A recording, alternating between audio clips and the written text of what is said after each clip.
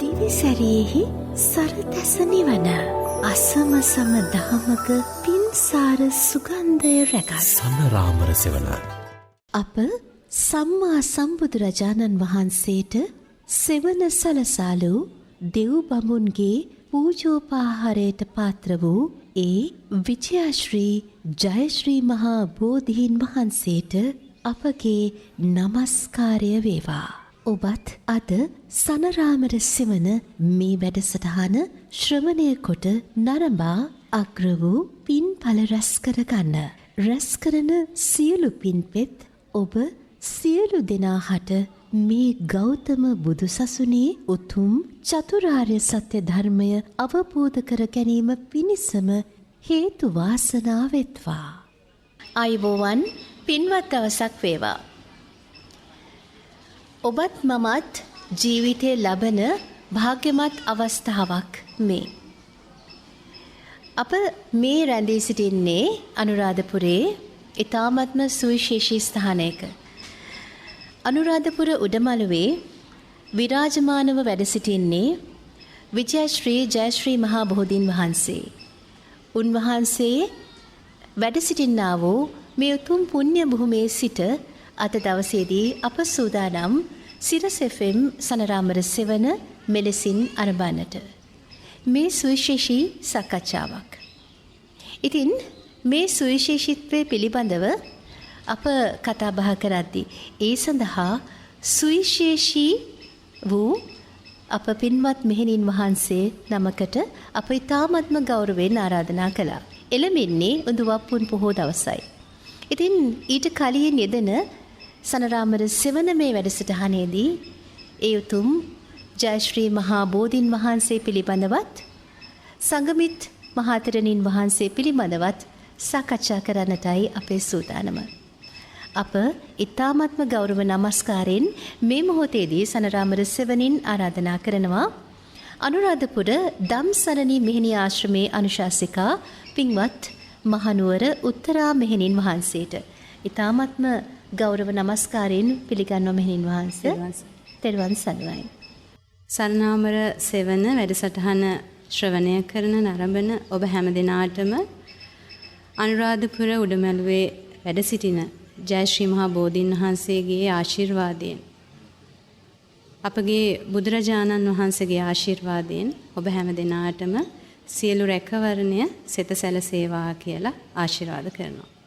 එහිමයි අපේ පින්වත් මෙහෙණින් වහන්සේ අපේ භාග්යක් ඔබ වහන්සේ සමගින් අද දවසේදී මේ සුවිශේෂී සාකච්ඡාවට මෙලෙසින් සිදු කරන්නට ලැබීමත් ඉතින් පින්වත් උත්තරා මෙහෙණින් වහන්සේ සමගින් අද දවසේදී අප සූදානම් දසමාර සේනා පරදවා තිලොවම ජයගත් අප සම්මා සම්බුදුරජාණන් වහන්සේට සෙවන දුන් ඒ පින්බර වෘක්ෂය අපේ ජාතියේ පිනට අපට ලැබුණු ඒ උතුම් ජයශ්‍රී මහා බෝධීන් වහන්සේ අභියස සිට සනරාමර සෙවන අද දවසේ ආරම්භන්නට.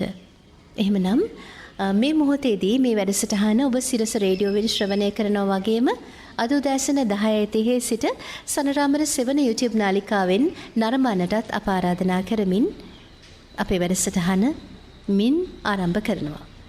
සුපතිට්ඨිත රට්ඨානුරාධපුරේ සමදිට්ඨිත දක්ඛින සාක භවං සුභ මේඝ වනම්බර මේඝ නිභම් ජය බෝධි මහං පනමාමි වරං. ජයශ්‍රී මහා බෝධීන් වහන්සේ වන්දනා කරන ගාථාවයි ඒ.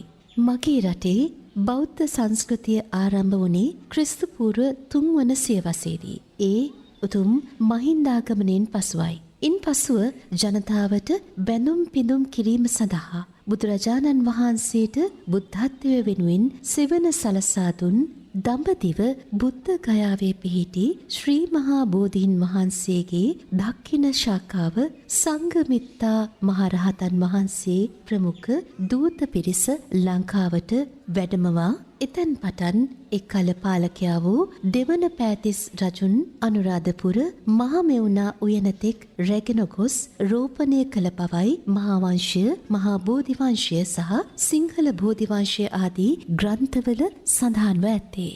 උඩමළුවේ වැඩ සිටින්නා වූ ඒ උතුම් ජය ශ්‍රී මහා බෝධීන් වහන්සේට වැඳ නමස්කාර කරමින් අප සූදානම් සනරාමර සෙවන ආරම්භ කරන්නට පින්වත් මහනුවර උත්තරා මෙහෙණින් වහන්සේ සමගින් අද දවසේදී සිරස් FM සනරාමර සෙවන මෙලෙසින් ඊ타ත්ම පුණ්‍ය භූමියක සිට අප ආරම්භ කරන්නේ. ජය ශ්‍රී මා විජය ශ්‍රී මා බෝධීන් වහන්සේ විරාජමානව වැඩ සිටින්නා වූ උඩමළුවේ අපි ඉන්නේ පහත මළුවේ, පැලි මළුවේ. උන්වහන්සේට අපේ මහත් භක්ත්‍යාදරය ගෞරවය දක්වමින් අද දවසේදී අප මේ සාකච්ඡාව සිදු කරන්නටයි සූදානම. පුණ්‍යවන්ත මෙහෙණින් වහන්සේ නමක් උන්වහන්සේ ගැන සඳහන් කරනවා නම් උන්වහන්සේ පින්වත් මහනුවර උත්තරා මෙහෙණින් වහන්සේ. ඉතින් අපි දන්නවා මෙහෙණින් වහන්සේ ඇත්තටම මිනිස් අතකින් සිට වූ සහ එහි කාලය පිළිබඳව අපිට ඉතාමත්ම නිවැරදි අදහස් එක්ක ලෝකේ පැරණිතම වෘක්ෂය ජය ශ්‍රී මා බෝධීන් වහන්සේ. ඉතින් උන්වහන්සේ අභියස සිට අප මේ සිදු කරන්නා වූ සාකච්ඡාවේදී අපි මුලින්ම මේ උඳුව පුන් පොහොයත් එළඹෙනවා. අපි කැමති මේ සංඝමිත්‍රයන් වහන්සේගේ මේ වැඩමවීම, ඒ වගේම ජය ශ්‍රී මහා බෝධීන් වහන්සේ ලක්දිව් තලයට වැඩම කිරීම පිළිබඳව ඔබ වහන්සේගෙන්ම විස්තර දැනගන්නට. ඔව් පිරිසක් දන්නවා. නමුත් අපි හිතුවා නැවත වතාවක් ඒ පිළිබඳව මතක් කරගන්න. ගැන නැවත සඳහන් කරමු. ඉතින් මුලින්ම අප ඉදිරියේ වැඩ සිටින උතුම් විජයශ්‍රී ජයශ්‍රී මහා බෝධීන් වහන්සේට මගේ নমස්කාරය වේවා කියලා මම ඒ විස්තරය කියන්නම්. උඳුවප් පොන් පොහෝ දිනයේ නිමිත්තෙන් කරන මේ වැඩසටහන අපිට මේ වගේ ස්ථානයක සිදු කරන්නට අවස්ථාව ලැබීමම අපේ ජීවිතයට විශාල භාග්යක් හැටියට තමයි මම දකින්නේ. කෙනෙකුට ලේසියෙන් ලැබෙන්නේ නැති අවස්ථාවක්. ජීවමාන බුදුරජාණන් වහන්සේ බඳු ජයශ්‍රී මහ බෝධීන් වහන්සේ අභියස සිටම ජයශ්‍රී මහ බෝධීන් වහන්සේ ගැන අපිට කතා කරන්නට ලැබීම අපේ ජීවිතයේ සුවිශේෂී අවස්ථාවක්. ඉතින් සමන්ති අපි ජයශ්‍රී මහ බෝධීන් වහන්සේ ගැන කතා කරනකොට අපිට මුලින්ම හඳුන්වලා දෙන්න පුළුවන්. අපි දන්නවා ධර්මාශෝක රජතුමාගේ එතනින් පටන් ගමු අපි මේ කතාව. ඉන්දියාවේ අධිරාජ්‍යයක් වුණ ධර්මාශෝක රජතුමාගේ දරුවන් දෙදෙනා තමයි මිහිඳු කුමාරයා සහ සංඝමිත්තා දේවිය. එහෙමයි. එතකොට ධර්මාශෝක රජතුමා බුදුදහම වැළඳගත්තයින් පසුව බොහෝ රටවල් වලට, ඒ කියන්නේ ලක්දෙරණට පමණක් නෙමෙයි බොහෝ රටවල් වලට අපගේ භාග්‍යවතුන් වහන්සේගේ උතුම් ශ්‍රී සද්ධර්මය ප්‍රචාරණය කරන්නට, ධර්ම සංගායනා කරන්නට, ඊළඟට 84000ක් විහෙර විහාරස්ථාන ඉදි කරන්නට මූලිකත්වයගෙන කටයුතු කරපු පින්වන්ත රජ කෙනෙක්. එහෙමයි. ඉතින් එතුමන් ඒ තරම්ම පුණ්‍යවන්ත ක්‍රියාවල යෙදුනත් එතුමන්ට දැනගන්නට ලැබුණා තමන් තාම මේ බුද්ධ ශාසනයේ ඥාතීත්වය ලැබලා නැහැ කියලා. එහෙමයි. ඉතින් ඥාතීත්වය ලබන්න නම් කුමක්ද කරන්න ඕනි කියලා මොග්ගලී පුත්තිස්ස මහරහතන් වහන්සේගෙන් අහන වෙලාවේ තමයි රහතන් වහන්සේ දේශනා කරන්නේ බුද්ධ ශාසනයක ඥාතීත්වය ලබන්න නම් තමන්ගේම ලෙයින් උපන්න දරුවෙක් ශාසනයට පූජා කරන්න ඕනි කියලා. ඉතින් ඒ වෙලාවේ තමයි සමන්ති මිහිඳු කුමාරයා සහ සංඝමිත්තා කුමරිය උතුම් පැවිදි දෙවියට පත් වෙන්නේ, ශාසනයට ඇතුල් වෙන්නේ. ඉතින් මිහිඳු මහරහතන් වහන්සේ ඒ දහම් ප්‍රචාරයේ ප්‍රතිඵලයක් හැටියට තමයි ගෞතම බුදුරජාණන් වහන්සේගේ දහම් සංදේශය අරගෙන අපේ මේ ලක්දෙරණට වැඩම කරන්නේ. ඉතින් ඒ වෙලාවේ බොහෝ පිරිසක් ලක්වාසී බොහෝ පිරිසක් බුදුදහම වැළඳගෙන දේවානම් පියතිස්ස රජතුමාගේ මූලිකත්වයෙන් බොහෝ පිරිසක් බුදුදහම වැළඳගෙන තෙරුවන් සරණ ගිහිල්ලා ධර්ම මාර්ගයේ ගමන් කරන්නට උත්සාහවත් වෙනවා. ඔය අතර දේවානම් පියතිස්ස රජතුමාගේ සහෝදරයෙක්, ඒ කියන්නේ ඇත්තටම යුව රජතුමා, මහානාග කියන යුව රජතුමාගේ පින්වන්ත බිරිඳ අග්‍ර බිසව තමයි අනුලා දේවිය කියලා කියන්නේ. අනුලා දේවිය මිහිඳු මහරහතන් වහන්සේ දේශනා කරපු බාලපණ්ඩිත කියන සූත්‍ර ධර්මය ශ්‍රවණය කරනකොට උතුම් සෝවාන් ඵලයටපත් වෙනවා. සෝවාන් ශ්‍රාවිකාවක් බවට පත් වෙනවා. අනුලා බිසව ඇතුළු 500ක් රාජකන්‍යාව කුල කන්‍යාව. සෝවාන් ඵලයට පත් වෙලා ওই විදිහට ඉන්නකොට දේවානම්පියතිස්ස රජතුමා විසින් මහා විහාරය ඉදි කරලා අපේ මිහිඳු මහරහතන් වහන්සේට මහා සෑය ඒ මහා විහාරය පූජා කරන දවසේ අනුලා බිසව ඇතුළු මේ කාන්තාව 500 දෙනාම උතුම් සකදාගාමි ඵලයට පත් වෙනවා.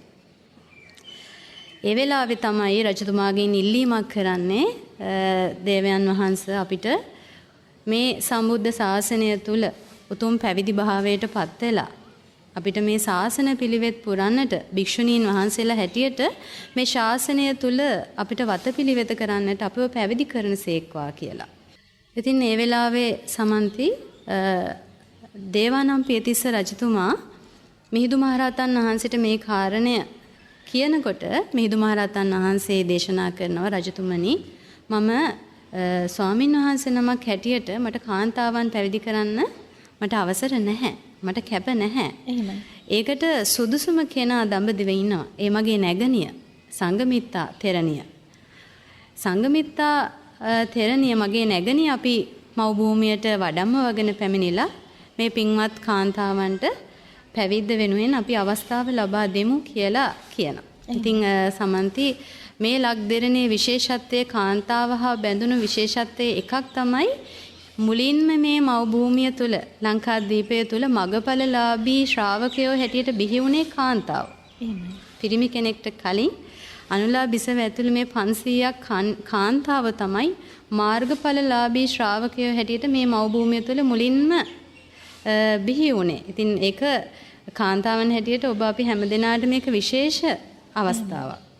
ඉතින් ඒ වෙලාවේ දේවානම්පියතිස්ස රජතුමා ඉල්ලීමක් කරනවා එහෙනම් මේ ස්වාමීනි අපි සංගමිත්තා මහරහත් තෙරණින් වහන්සේ වඩම්මවනකොටම අපි වජිරාසනේ දඹදිව බුද්ධගයා වජිරාසනේ වැඩ සිටින ජයශ්‍රී මහ බෝධීන් වහන්සේගේ ශාඛා වහන්සේ නමකුත් අපි මව් භූමියට වඩම්මමු කියලා. ඉතින් ওই විදිහට තමයි අරිට්ට කියන අමාත්‍යවරයා දඹදිවට පිටත් කරලා හැරලා ධර්මාශෝක රජතුමාගෙන් මේ ඉල්ලීම කරන්නේ Tamanගේ දියණිය සංගමිත්තා මහරහත් තෙරණීන් වහන්සේ සමග දක්ෂිණ ශාඛා බෝධීන් වහන්සේ මේ මව් භූමියට වැඩමවන්නට කියලා. ඒ වෙලාවේ ධර්මාශෝක රජතුමා බොහොම දුකටපත් වෙනවා. කාරණා දෙකක් නිසා. එක් කාරණයක් තමයි ඒ වෙනකොට සංගමිත්තා මහරහත් තෙරණීන් වහන්සේ පැවිදි වෙන්නට කලින් විවාහ ජීවිතයකටපත් වෙලා හිටියේ. ඒ විවාහ වුණ තමන්ගේ ස්වාමියා සහ දරුවා සුමන කුමාරයා මේ මුළු පවුල මේ වෙනකොට ශාසනයට ඇතුළත් වෙලා හිටියේ. එතකොට මිහිඳු මහරහතන් වහන්සේත් එක්ක සුමන සාමණේරයන් වහන්සේ තමන්ගේ මුණුපුරා ලංකා දරණී තලයට වැඩම කරලා හිටියේ. ඉතින් ධර්මාශෝක රජතුමා කියනවා අනේ මම දරු දුක චුට්ටක් හරි නිවාගත්තේ ඔබ වහන්සේ දිහා බලලා. සංගමිත්තා තෙරණින් වහන්සේ දිහා බලලා. දැන් ඔබ වහන්සේත් මව් භූමියට යනවා නම් මං තාත්තා කෙනෙක් හැටියට මගේ මේ දරු දුක මං කොහොමද ඉවසන්නේ කියලා.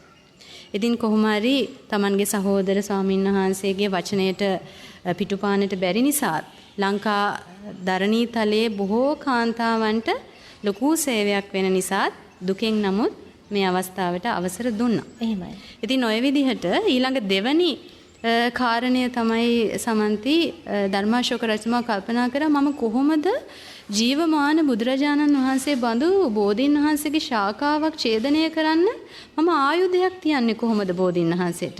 මට ඒක කරන්න බෑ. ඒක නිකන් ආනන්තරීය පාප කර්මයක් හා සමානයි. මට ඒක කරන්න බෑ කියලා. ඉතින් මේ වෙලාවේ අපේ මොග්ගලී පුත්තිස්ස මහරහතන් වහන්සේගේ අවවාද අනුශාසනා මත අවවාද අනුශාසනා මත ධර්මාශෝක රජතුමාට අවවාද ලැබෙනවා බෝධීන් වහන්සේ ළඟට ගිහිල්ලා රත්තරම් පාට පින්සලකින් දක්ෂිණ ශාඛා වහන්සේ වටා ඉරක් අඳින්න කියනවා. ඒ ඇති කියනවා. ඉතින් මේ ඉර ඇඳට පස්සේ සමන්ති තමන් වහන්සේ විසින්ම බුද්ධානුභව බලයෙන් තමන් වහන්සේ විසින්ම බෝධීන් වහන්සේ මව් බෝධීන් වහන්සේගෙන් වෙන් වෙනවා. ඡේදනය වෙනවා. කවුරුත් කැපුවේ නැහැ. ඒක බුද්ධ 이르දියක්, දේව 이르දියකින් වෙච්ච දෙයක්. ඉතින් ඔය විදිහට ඡේදනය වෙච්ච දක්ෂිණ ශාඛා බෝධීන් වහන්සේ රන් කටාරමක තැන්පත් වෙලා අහසට පැන නැගිලා දවස් 7ක් වලාකුලෙන් වැහිලා තියෙනවා. ඒ දවස් 7න් පස්සේ තමයි නැවතත් බෝධීන් වහන්සේ මිනිසුන්ට දිස් වෙන්නට පටන් ගත්තේ. ඒක දිග කතාවක් මම මේ කෙටියෙන් කියන්නේ. ඒක හරිම අසිරිමත්. බෝධීන් වහන්සේ සහිතව අපේ සංඝමිත්තා මහරහත් තෙරණීන් වහන්සේ රහත් තෙරණීන් වහන්සේලා 11 නමක් සමග. ඒ කියන්නේ සංඝමිත්තා තෙරණීන් වහන්සේත් එක්ක 12 නමක්. 12 නමක් වූ රහත් තෙරණීන් වහන්සේලා ශිල්ප ශ්‍රේණී 18ක පිරිසක් එක්ක නැව් නැගලා ලංකා දරණී තලයට පිටත් වෙනවා. ඒ නම් වශයෙන් හඳුන්වන නම් උත්තරා, හේමා, පදුමා, පසන්තමාලා, අග්ගිමිත්තා, මල්ලා, සුමා, මහාදේවී ඇතුළු තෙරණින් වහන්සේලා 11 නමක්. හරි. එහෙමයි. ඉතින් මේ මහා 이르දිමත් මහා රහත් තෙරණීන් වහන්සේලාත් එක්ක තමයි උතුම් බෝධීන් වහන්සේ අපේ මව් භූමියට නැවෙන් වැඩම කරන්නේ. ඉතින් ඒ වෙලාවෙත් හරි අසිරිමත් සිදුවීම් ගණනාවක් වුණා. සමන්ති. ඒ කියන්නේ නැව මුහුදට දැමුණු සැනින් යොදුනක් පුරාවට මහා මුහුදේ රැලි නතර වුණා. බොහොම නිශ්චල බවට පත් වුණා මුහුද. පස්පියුම් පිපුණා. නැව ඉදිරියට ඇදෙන තැන පස්පියුම් පිපි ඒ පස්පියුම් මත තමයි නැව ඉදිරියට දියත් උනේ. ওই විදිහට මහා සාගරයේ ඉදිරියට යනකොට සමන්ති මේ සාගරයට අධිග්‍රහිත 이르දි බල නාගයෝ ඉන්නවා. මේ නාගයෝ හරි ආසයි ධාතුන් වහන්සේලා වඳින්න, බෝධීන් වහන්සේ වඳින්න. ඉතින් ඒ වෙලාවේ නාගයෝ උත්සාහ කළේ කොහොම හරි බලහත්කාරයෙන් බෝධීන් වහන්සේ නාග ලෝකයට අරන් ගිහින් පුද සත්කාර කරන්න. හැබැයි මහා 이르දි බල අපගේ සංඝමිත්තා මහරහත් තෙරණීන් වහන්සේ ගුරුළු වේශයක් මවාගෙන අර නාගයන් দমনය කරනවා. 이르දි බලයෙන්.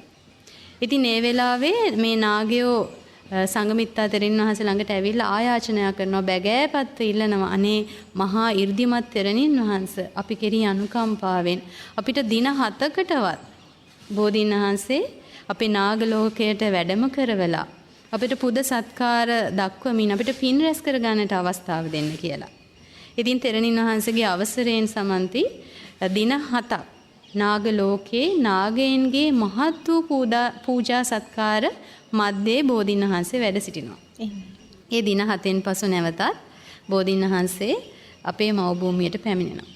වැඩම වාගෙන පැමිණෙනවා. ඉතින් දඹකොළ පටුන, යාපනයේ දඹකොළ පටුනට තමයි බෝධීන් වහන්සේ වැඩම කරන්නේ. ඉතින් මේ වෙලාවේ අපි අහලා තියෙනවා දේවානම්පියතිස්ස රජතුමා කරක් පිරෙන්නට, ඒ කියන්නේ මහා මුහුදේ තමන්ගේ උරහිස මතට වතුර පිරෙන මට්ටමට බෝධීන් වහන්සේ පිළිගන්න ඉදිරියට යනවා. පිළි අරගෙන බෝධීන් වහන්සේ ගොඩබිමට වඩම්මවලා මට මතක හැටියට දින 3ක් බෝධීන් වහන්සේට අපේ මව් භූමිය පූජා කරලා රාජ අභිෂේකයට පත් කරලා දොරටු පාලකයෙක් හැටියට දින 3ක් දේවානම්පියතිස්ස රජතුමා බෝධීන් වහන්සේට රැකවල් සපයනවා. එහෙමයි. ඉතින් මේ වෙනකොට අපේ සංඝමිත්තා මහරහත් තෙරණීන් වහන්සේ පැවිදි වෙන්නේ අවුරුදු 18. 18න් තමයි පැවිදි වෙන්නේ. උපසම්පදා වෙන්නේ අවුරුදු 20. ලංකා දරණී තලයට එන්නේ අවුරුදු 32. උන්වහන්සේ බෝධීන් වහන්සේ වැඩම වාගෙන ලංකා දරණී තලයට පැමිණිලා මේ මහා මෙවුනා උයනේ අපි මේ වැඩ සිටින, අපි මේ ඉන්න මහා මෙවුනා උයනේ උඩමළුවේ මේ ජයශ්‍රී මහ බෝධීන් වහන්සේගේ දක්ෂිණ ශාඛා වහන්සේ රෝපණය කරනවා රාජ අනුග්‍රහයෙන්. ඉතින් ওই විදිහට බෝධීන් වහන්සේ රෝපණය කරලා සමන්ති අර අනුලා බිසව ඇතුළු 500ක් කන්‍යාවන් ඒ වෙනකොට දසසිල් සමාදන් වෙලා උපාසිකා රාමයක මග බලාගෙන ඉන්නවා තමන්ගේ ගුරු මෙහෙණින් වහන්සේ. නැත්තම් සංඝමිත්තා මහරහත් තෙරණින් වහන්සේ වැඩම කළා තමන්ව පැවිද්දට යොමු කරනකම්. එහෙමයි.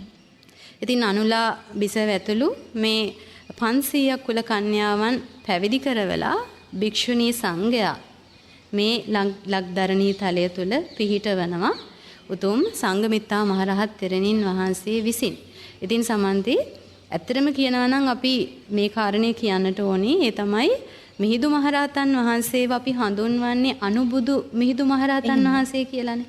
ඒ කියන්නේ අපේ මේ ලක් ධරණී තලයට තවත් බුදු කෙනෙකු හා සමානයි. සංඝමිත්තා තෙරණින් වහන්සේත් ඒ වගේම තමයි. සංඝමිත්තා මහරහත් තෙරණින් වහන්සේත් තවත් ප්‍රජාපතියක් අපිට. එහෙමයි. අපිට අපේ අම්මා හා දෙවනි අම්මා හා සමානයි. විශේෂයෙන්ම අප කාන්තාවන්ට. අපේ පළවෙනි මව් තමයි මහා ප්‍රජාපති ගෝතමිය තෙරණිය. අපිට මේ ශාසනයට පැමිණෙන්නට උපකාර කරපු පළවෙනි මව් අපේ. දෙවෙනි මව් තමයි අපේ විශේෂයෙන්ම මේ ලංකාදරණ තලයේ කාන්තාවන්ගේ සංඝමිත්තා මහරහත් තෙරණින් වහන්සේ. ඉතින් උන්වහන්සේ ලංකාදරණී තලයට පැමිණිලා අවුරුදු 79ක්. ඒ කියන්නේ 79 වෙනි වසරේ තමයි උන්වහන්සේ පිරිනිවන් පාන්නේ. වයස අවුරුදු 79. එතකොට ලංකාවේ උන්වහන්සේ වැඩ ඉඳලා තියෙනවා අවුරුදු 47ක්. ආය කවදාවත් තමන්ගේ තාත්තා බලන්න හෝ ඥාතීන් බලන්නට හෝ තමන්ගේ උපන් භූමියට හෝ සංඝමිත්තා මහරහත් තෙරණින් වහන්සේ වැඩම කරලා නැහැ.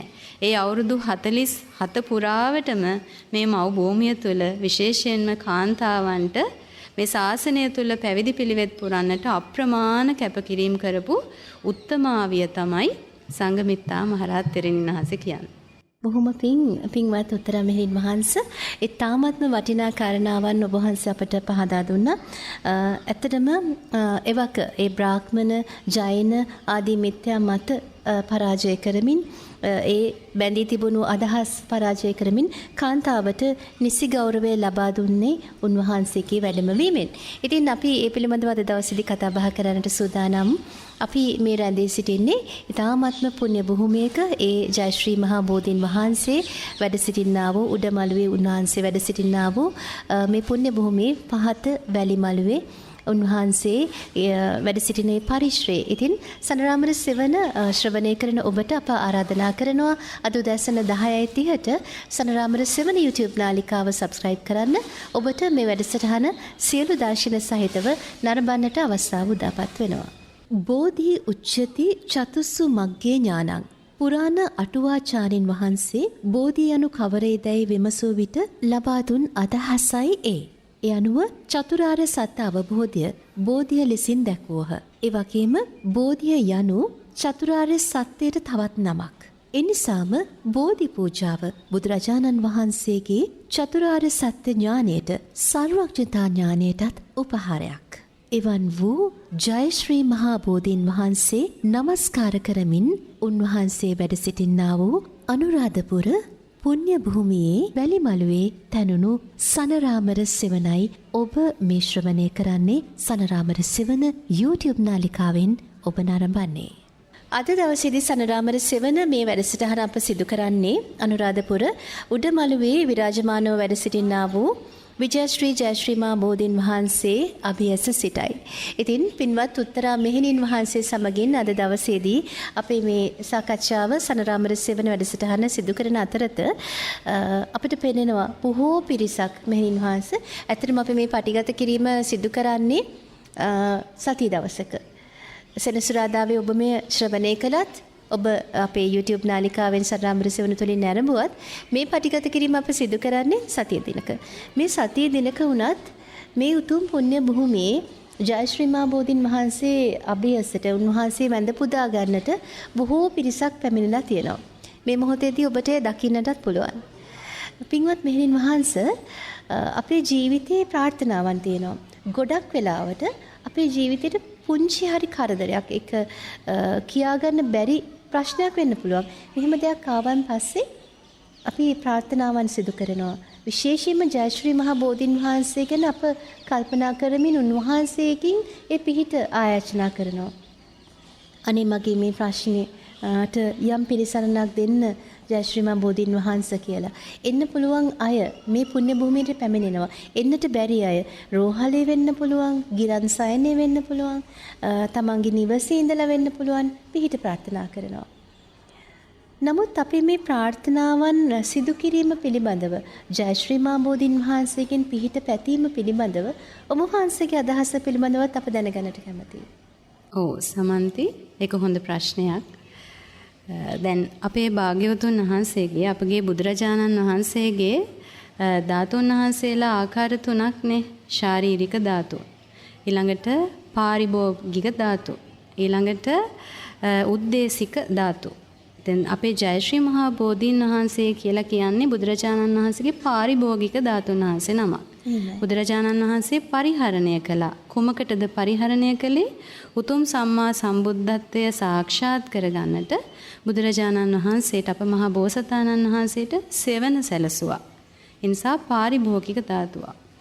බෝධීන් වහන්සේගේ තියෙන විශේෂත්වය මිනිසු මේ තරම්ම බෝධීන් වහන්සේ අභියස ප්‍රාර්ථනාවන් කරන්නට තමන්ගේ දුක් වේදනාවන් බෝධීන් වහන්සේ ඉදිරියේ වාතලයට මුසු කරන්නට මේ තරම් මේ මහා ජනගගක් දිනපතා මේ භූමියට පැමිණෙන්නේ ඇයි?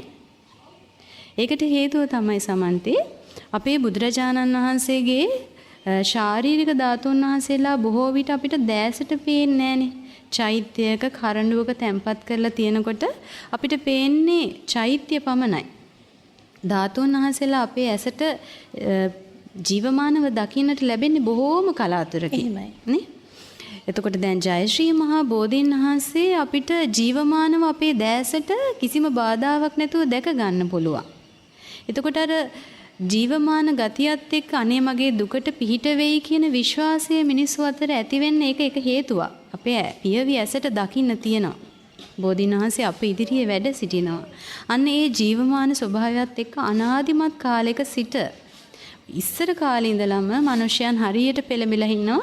බෝධීන් වහන්සේ ළඟට ඇවිල්ලා බෝධි පූජාවක් තියලා පිරිත් ටිකක් කියලා බෝධීන් වහන්සේට මල් පහන් පූජා කරලා ඊළඟට බෝධීන් වහන්සේට පැන් වක් කරලා එහෙමයි. තමන්ගේ දුක පීඩාව එහෙමත් නැත්නම් තමන්ගේ බලාපොරොත්තු තමන්ගේ අරමුණු අපේක්ෂා ප්‍රාර්ථනා බෝධීන් වහන්සේ ඉදිරියේ කියන්න.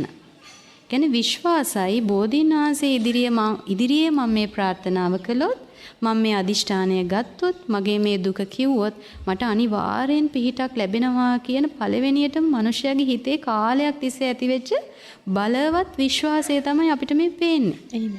ප්‍රතිඵලයක් නැති තැනකට මිනිස්සු වැදෙන්නේ නැහනේ සමන්ති. එහෙමයි. ප්‍රතිඵලයක් තියෙන නිසා Tamanට පිහිට තියෙන නිසා තමයි මේ මහා ජන ගඟක් වැල නොකැඩී දිනපතාම බෝධීන් වහන්සේ අභියසට මේ මහා දුර ගෙවාගෙන එන්නේ.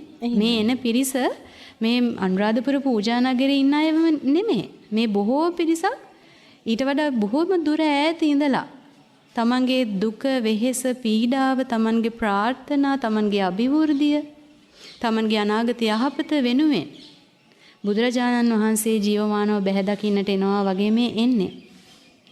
එතකොට සමන්ති මේ එන හැමෝටම පිහිටක් ලැබෙනවාද? මේ දුක කියන ප්‍රාර්ථනා කරන හැමෝටම පිහිටක් ලැබෙනවාද කියන එකත් අපි හිතන්න ඕනි, විමසන්න ඕනි. ගොඩක් වෙලාවට මෙහෙණින් වහන්සේ ඇත්තටම අපේ ජීවිතේ ප්‍රශ්නයක් ආවම අපිට කියන්න ඉන්නේ ජයශ්‍රී මහා බෝධීන් වහන්සේ. ඒ වගේම මහා සෑරදුන්. අපි ගිහිල්ලා කියනවා. නමුත් මම හිතනවා කියන දේින්ම අපිට සහනයක් දැනෙනවා. අපේ හිතට සහනයක් දැනෙනවා. ඒක අනිවාර්යයෙන්ම. එතකොට මේ පිහිට ඇත්තටම අපිට ලබා ගන්නට හැකියාව ලැබෙන්නේ කොහොමද? ඔබ වහන්සේ සඳහන් කළ ආකාරයට. සමන්ති. ඇත්තටම අපේ හිතේ තද කරගෙන ඉන්න යම් දුකක් අපි නිකන් හිස් අවකාශයකට ගිහිල්ලා කිව්වොත් අපේ හිතේ යම් මට්ටමකට අපේ හිත සැහැල්ලු වෙනවා. හිතේ තියාගෙන ඉන්නකන් තමයි මේක හිතට මහ පීඩාවක් වෙන්නේ. හිතට ලොකු බරක් වෙන්නේ, වෙහෙසක් වෙන්නේ.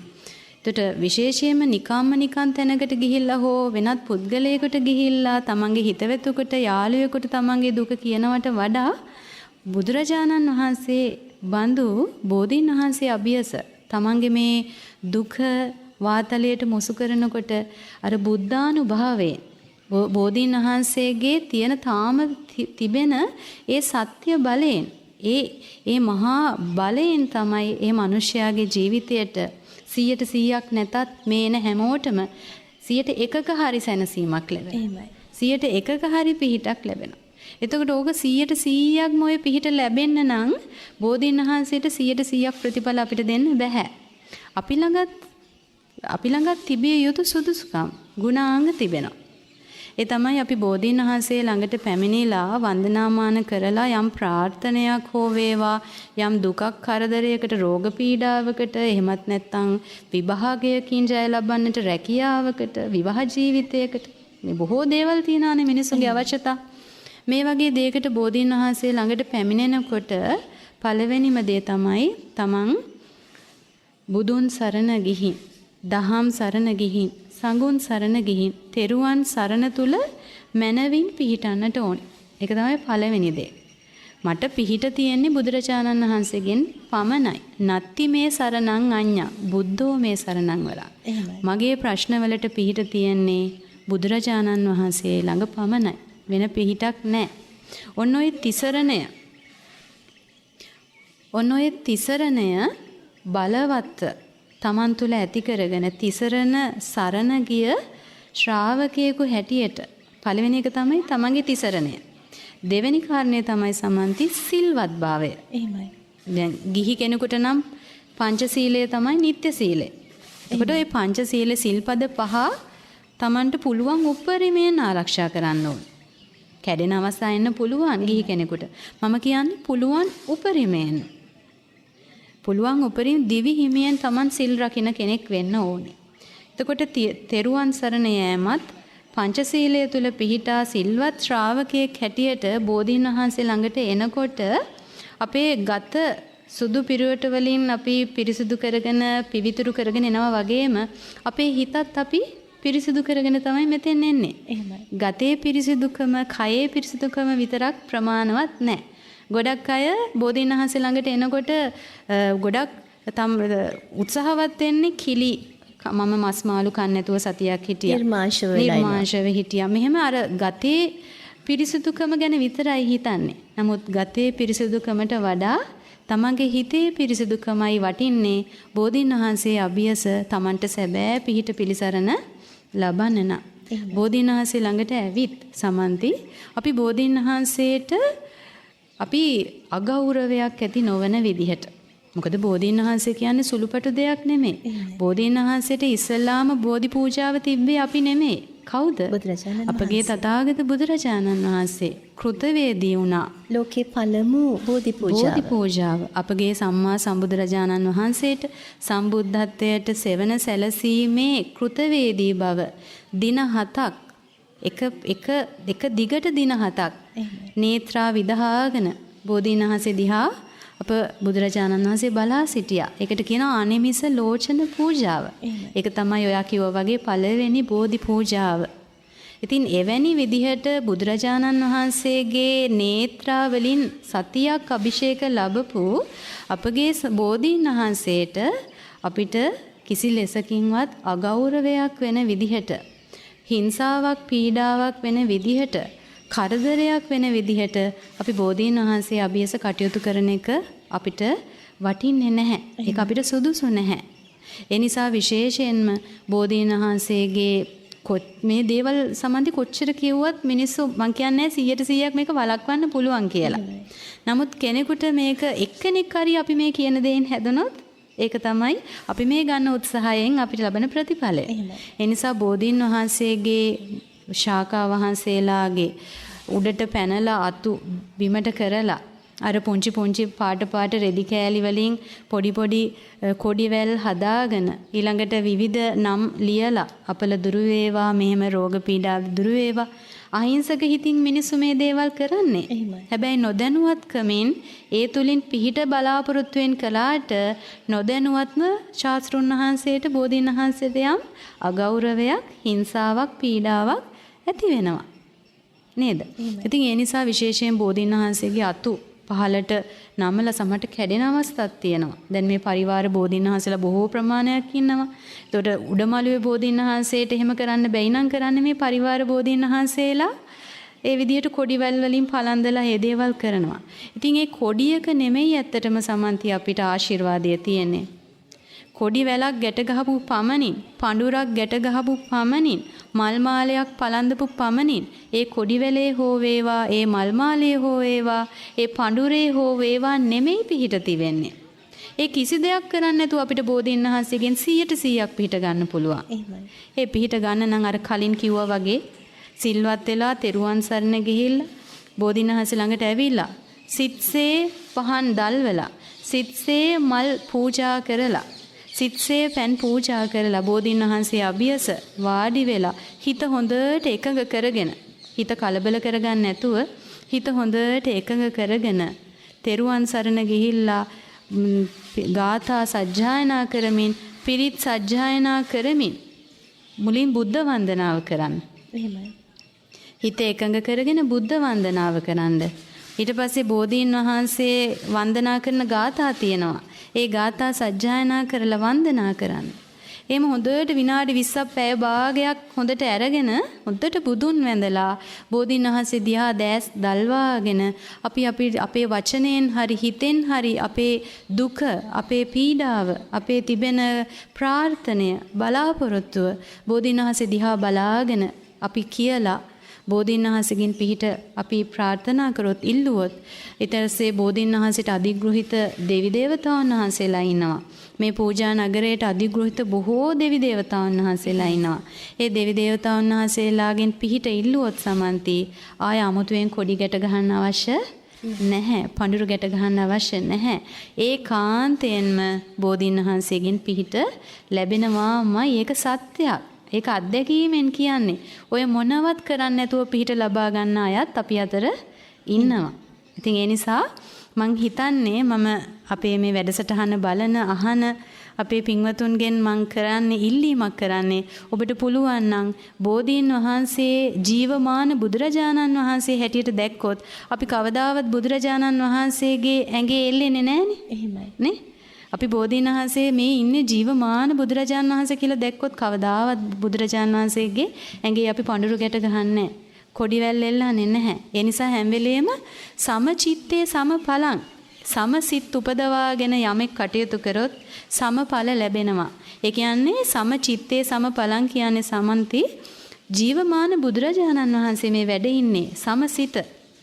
එහෙනම් ජීවමාන බුදුරජාණන් වහන්සේ වැඩ ඉන්න කාලයේ ශ්‍රාවකයෙකුට යම් ප්‍රතිඵලයක් ලැබුණාද ඒ ප්‍රතිඵලය අද ඒ විදිහටම ලබන්න පුළුවන් සමසිත උපදවාගෙන කටයුතු කරොත්. ඉතින් ඒ නිසා අනිවාර්යෙන්ම ඔබ එන්න බෝධීන් වහන්සේ වන්දනා කරන්න.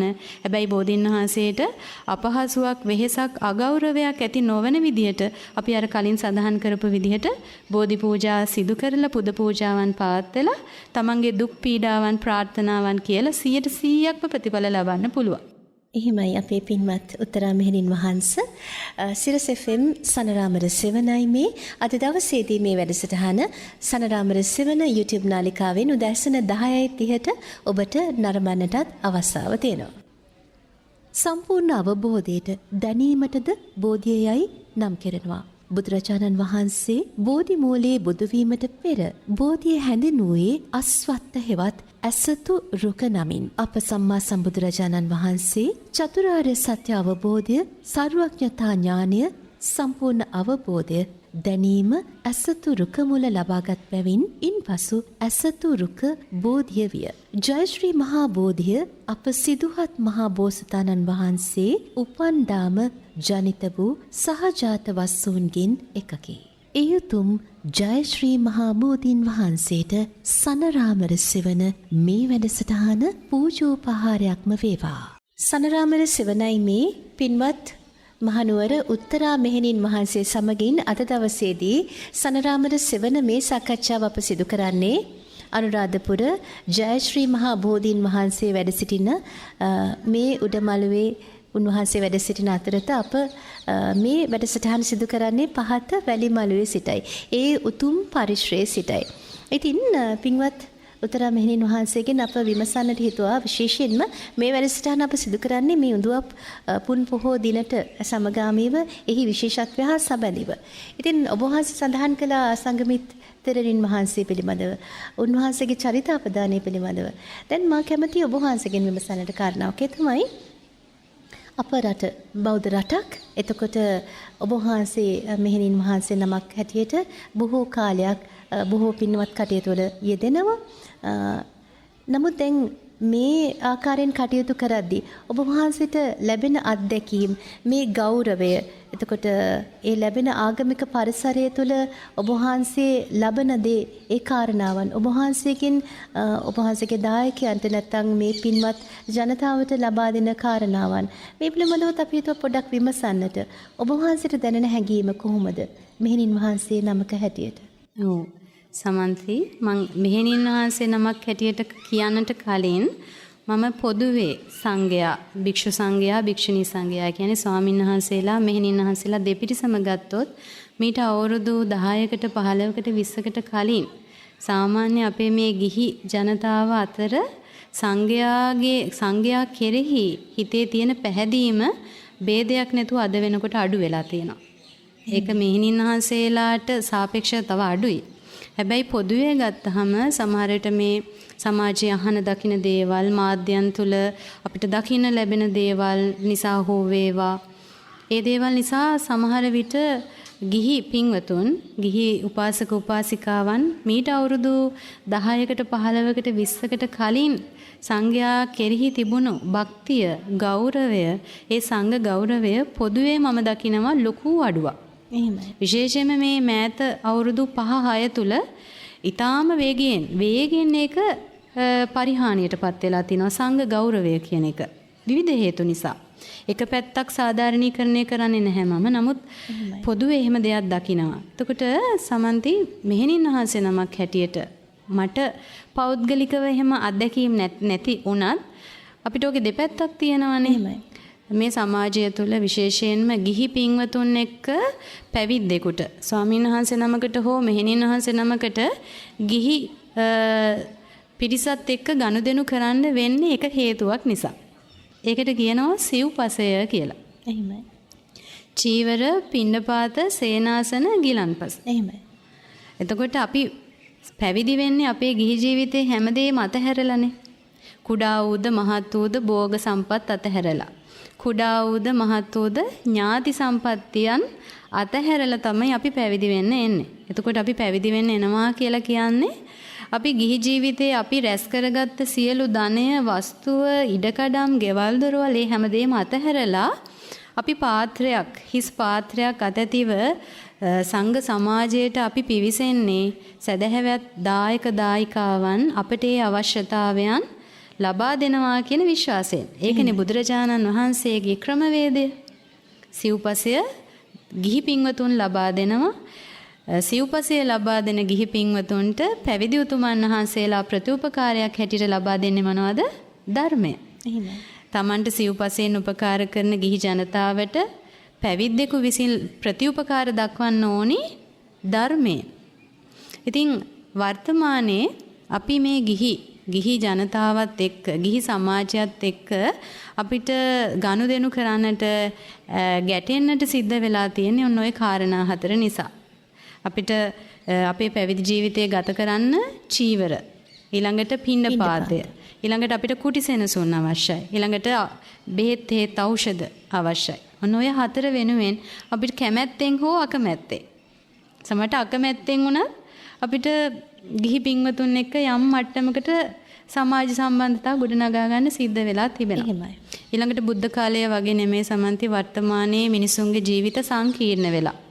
එතකොට ගිහි අයගේ විතරක් නෙමෙයි පැවිද්දන්ට වුණත් තමන්ගේ ජීවිතේ තමන්ගේ පැවිදි ජීවිතය තුළ විවිධ කටයුතු කාරණා කරගන්න සමහරට රාජ්‍ය ආයතන වලට යන්න වෙනවා. විවිධ තැන් වලට යන්න වෙනවා. කුටිය ඇතුළට වෙලා ඉන්න බෑ. තමන් මේ සමාජයේ ජීවත් වෙන නම් ඒ අවශ්‍ය නෛතික කටයුතු කරගන්න සමාජගත වෙන්න වෙනවා. එතකොට මම දකින සමහර අත්දැකීම් විශේෂයෙන්ම මෙහෙණින් වහන්සේ නමකට කාන්තාවන්නේ පිරිමි පාර්ශවයේ ඇතැම් තැන්වල මම හැමෝටම කියන්නේ නැහැ. ඇතැම් අය මෙහෙණින් වහන්සේ නමක් දැක්කහම සමහර විට තමන් වාඩි වෙලා ඉන්න ආසනයෙන් නැගිටින්නෙත් නැති අය ඉන්නවා. විශේෂයෙන්ම පිරිමි අය. කියන්නේ පිරිමි අය හිතනවර පුරුෂයා ඒකත් එක්ක පුරුෂාධිපත්‍යයත් එක්ක කාන්තාවකට ගරු කරන එක තමන්ට මදි පුංචිකම. එතුමිය මෙහෙණින් වහන්සේ නමක් වුණත් එයා හිතනවා පිරිමි කෙනෙක් හැටියට මට ඒක ඕනි නෑ. කාන්තාවකට මොකටද මං ගරු කරන්නේ? සමහරට හුනස්නේ නැගිටින්නේවත් නැහැ. ආසන දෙන්නේ නැහැ. සමහර විට පොදු ප්‍රවාහන බස්වල යනකොට ආසනයක්වත් දෙන්නේ නැති තත්ත්ව තියෙනවා. ඊළඟට ආයතනයකට ගියාට ගණන් ගන්නෙ නැහැ. වන්දනා කරන්නේ නැහැ සමහරු. හැමෝම නෙමෙයි. සමහරු හිස නමල වඳින්නේ නැහැ. පිරිමි අය. ඒ හේතුව අර කාන්තාව කියන්නේ Taman ගිහියෙක් වුණාට Taman ඉදිරියේ ඉන්න ස්ත්‍රිය පැවිද්දෙක් වුණාට ඔහු හිතනවා මම පිරිමි කෙනෙක් හැටියට මම මොකටද කාන්තාවකට හිස නමන්නේ. එහෙමයි. මම මොකටද කාන්තාවකට ගරු කරන්නේ. මං ඊට වඩා ශ්‍රේෂ්ඨයි. මං පිරිමියෙක්. අන්න ඒ වගේ අත්දැකීම් මටත් ලැබිලා තියෙනවා. මමත් ඒ වගේ අත්දැකීම් අත්විඳලා තියෙනවා. නමුත් ඒක අපිට වැන්දා හෝ නැතා කියලා අපිට ඒක අදාළ වෙන්නේ නැහනේ. ඒක අදාළ වෙන්නේ එතුමාට. එහෙමයි. ඒක අපිට යා වැන්දාද නැද්ද, යා අපිට ආසනයක් දුන්නාද නැද්ද කියන එක මත අපේ ධර්ම මාර්ගයේ රඳා පවතින්නේ නැහැ. අපිට ඒකෙන් වෙන පාඩුවක් නැහැ.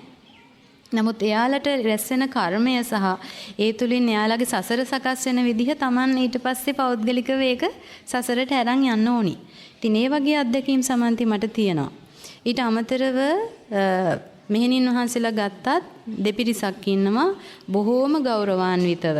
බොහෝම සමාජයේ ගරු බුහුමන් සහිතව වැදගත්ව Tamanගේ පැවිදි කිසි කරන මෙහෙණින් වහන්සේලා ඉන්නවා. එහෙමයි. සමහර විට තමන්ගේ පවුලේ ඥාතීන්ගේ උපකාර සහිතව, දෙමව්පියන්ගේ උපකාර සහිතව, සහෝදර සහෝදරියන්ගේ උපකාර සහිතව, දායකයෝ කිව්වට එයාලා දායකයෝ නෙමෙයි, සමහර විට තමන්ගේම පවුලේම තමන්ගේ වැඩිමහල් සහෝදරියන් වගේ නැත්නම් අම්මලා තාත්තලා වගේ සමහර දායකයෝ ඉන්නවා. දරුවෙක් දිහා බලනවා වගේ මෙහෙණින් වහන්සේලා දිහා බලලා හැම ඕන එපාකමක්ම ඉෂ්ට සිද්ධ කරලා දෙනවා. ඒ වගේ අය ඉන්නවා. එහෙම ඉන්නවා. ඒ අතර බහුලව මෙහෙණින් වහන්සේලා ඉන්නවා.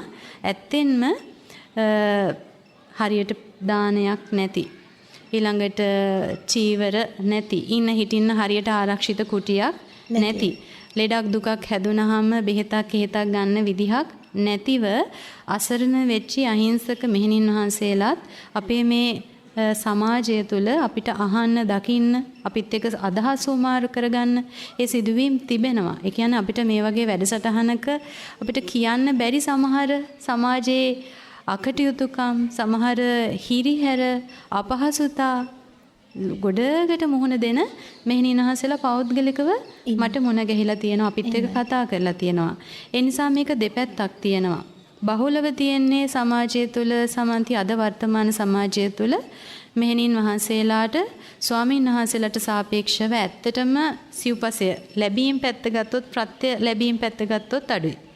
ඊළඟට සමාජයෙන් ගරු සත්කාර ලැබීම පැත්ත ගත්තත් ඒත් ස්වාමීන් වහන්සේලාට සාපේක්ෂව ගත්තාම අඩුයි.